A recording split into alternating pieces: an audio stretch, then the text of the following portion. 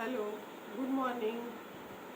आज class 10th का हिंदी का काव्य का पहला लेसन सूरदास जी जो मैं पढ़ा रही थी, उसमें आज 7वां पद है जो मैं आज आपको समझाने जा रही हूँ। उधो मोहि ब्रज बिसरत नाही, वृंदावन गोकुल वन उपवन, सघन कुंज की छाही। प्रात समय मात जसुमत और नंद देख सुख पावत, माखन रोटी दह्यो सजायो अति हित साथ खवावत। गोपी ग्वाल बाल संग खेलत, सब दिन हसत सिरात।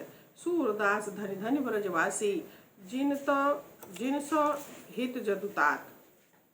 कवि सूरदास जी कह रहे हैं, इस 7वें पद का प्रसंग ये है कि श्री कृष्ण मथुरा चले गए हैं और वहाँ पर रहते हैं। अपने मित्र उद्धव को उन्होंने वृंदावन गोकुल भेजा हुआ है और गोकुल में रहने के पश्चात जब उद्धव वापस लौटकर मथुरा जाते हैं तो जब श्री कृष्ण उद्धव को देखते हैं तो भाव विभोर हो जाते हैं और उनसे ब्रज का सारा समाचार पूछने लगते हैं। कहते हैं, हे उद्धव, उद्धव मोहि ब्रज बिसरत नाही। हे उद्धव, मुझे ब्रज भुलाए नहीं भूलता।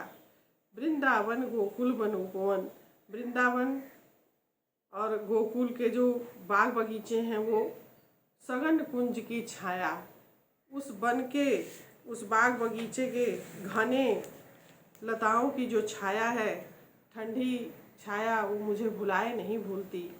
प्रातः समय माता जसमत, प्रातः काल जब सुबह होती थी तो माता यशोदा जो हैं और मेरे पिता नंद बाबा मुझे देख करके वो सुख प्राप्त करते थे और मैं उन्हें देख करके सुख प्राप्त करता था। वो मुझे यहाँ मथुरा में नहीं मिलता है। आज मुझे वो भुलाए भूलता नहीं। माखन रोटी दही सजायो अति हित साथ खवावत। मेरी माता यशोदा जब मैं प्रातः काल उठता था तो सुबह सुबह मुझे सजाव दही और मक्खन रोटी दिया करती थी।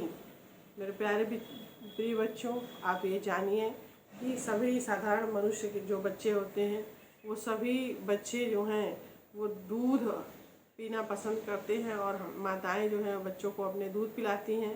परंतु श्री कृष्ण जो हैं वो प्रातः काल उठ कर के दही और रोटी खाया करते थे, जिसे उनकी माता यशोदा जो है सजाव दही, जो कि मिट्टी के हांडी में आग पर जला करके दूध को गाढ़ा करके बनाया जाता है, जो एक प्रकार की स्पेशल दही होती है, उसे माता यशोदा बनाती थीं और उसे रोटी के साथ श्री कृष्ण को परोसा करती थीं। अतिहित साथ खावावत, बड़े प्रेम के साथ बैठ करके श्री कृष्ण को खिलाया करती थीं। श्री कृष्ण कहते हैं कि हे उद्धव, मुझे मथुरा में इस प्रकार का भोजन खिलाने वाला कोई नहीं है और न ही मुझे यहाँ पर मिलता है, इसलिए मुझे वो आज भी भुलाए नहीं भूलता। गोपी ग्वाल बाल संग खेलत, सब ही दिन हसत सिरात। मैं पूरे दिन, मैं सारे दिन जो है गोपियों के साथ, ग्वाल बालों के साथ हंसता रहता था, खेलता रहता था और सारा दिन इसी में व्यतीत हो जाता था।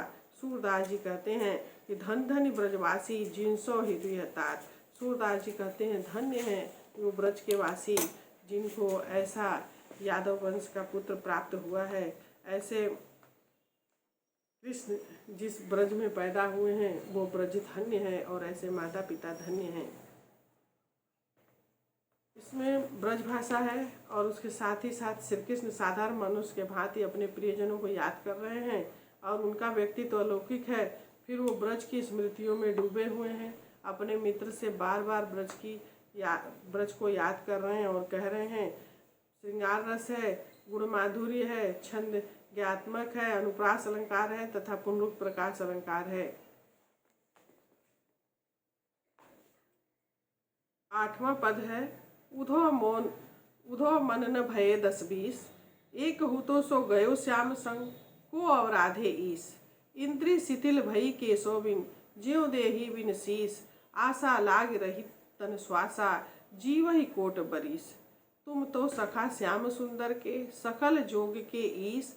सूर हमरो नंद नंदन बिन, और नहीं जगदीश। ये पद जो है इसका प्रसंग बदल जाता है। ये भ्रमर गीत से लिया गया है, इम्पॉर्टेंट है। भ्रमर से लिया हुआ ये प्रसंग है।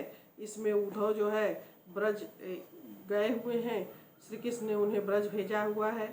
जो गोपियां हैं श्री कृष्ण के मथुरा चले जाने के पश्चात वो उनके दुख से बहुत व्याकुल हैं और उनके वियोग में तप रहे हैं। उद्धव आते हैं और उन्हें निर्गुण निराकार ब्रह्म की उपासना करने के लिए कहते हैं, जो गोपियों को बिल्कुल भी रास नहीं आता है और वो उन्हें बार बार समझाती हैं। देखिए किस प्रकार उद्धव को गोपियाँ समझा रही हैं। कहती हैं कि हे उद्धव, मन न भये 10-20। हे उद्धव, जो हमारा मन है वो एक है, हमारा 10 मन नहीं है। एक हो तो सो गयो श्याम संग, को और आधे ईस। मेरे पास जो एक हृदय था, जब श्री कृष्ण ब्रज से मथुरा जा रहे थे तो उनके साथ चला गया। अब एक हृदय जो श्री कृष्ण के साथ चला गया। अब तुम जो निराकार निर्गुण ब्रह्म की उपासना करने के लिए कहते हो, अब कैसे हम दूसरे ईश्वर की आराधना करें।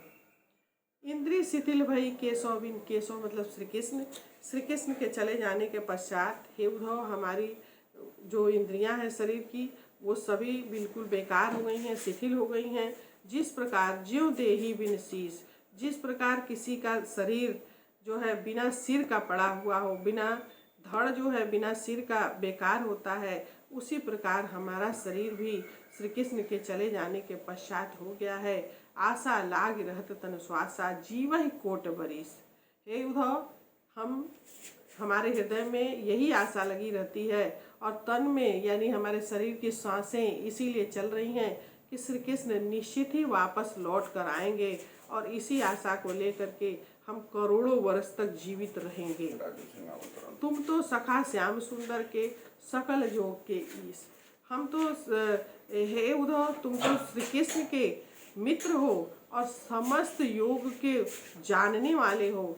सूर हमरो नंद नंदन बिन और नहीं जगदीश।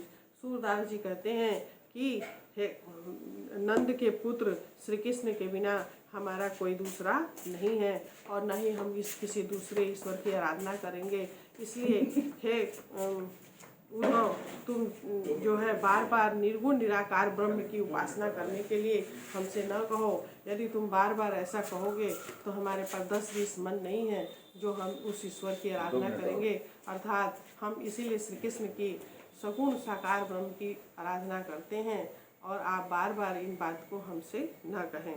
ब्रजभाषा है, मुक्तक शैली है, श्रृंगार रस है, गेय पद है, अनुप्रास अलंकार है और उसके साथ साथ उपमा अलंकार है।